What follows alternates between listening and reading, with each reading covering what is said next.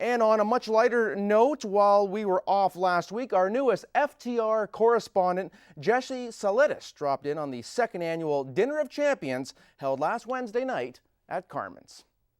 Diabetes has become an epidemic, with over 1/3 of Canadians either living with or being pre-diagnosed with the disease. Last Wednesday, the Canadian Diabetes Association hosted the Dinner of Champions at Carmen's Banquet Centre. Well, you know, we were looking at an event where we could include people in the community and recognize folks that have made a difference in our community. And we're always looking at the heroes. And so we decided, first of all, to bring together our local heroes, which would be people from our sports teams.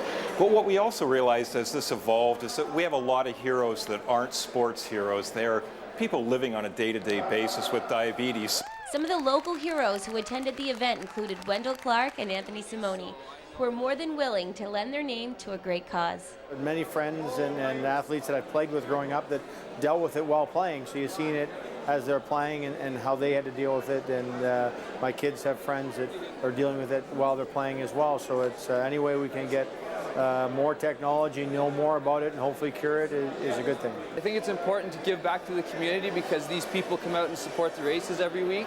So whenever I can give back to the community by coming out and supporting these events, I do it.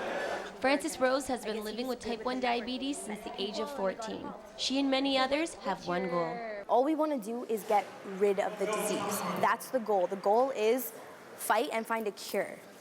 And that's what we're looking to do. We try to put the money in places where it would be of good use. Last year's event raised almost $50,000. This year, Dinner of Champions hopes to either match it or beat it. I'm Jessie Sulidis, For the Record. Well, that's going to wrap up this edition of For the Record. Again, a very special thanks to our guests today, Lauren Lieberman, Laura Babcock, and Dave Shuttleworth. And of course, we look forward to hearing more reports from you, Jessie. Welcome to the team. That's going to wrap up For the Record. And now it's Linda Rourke and Hamilton Life.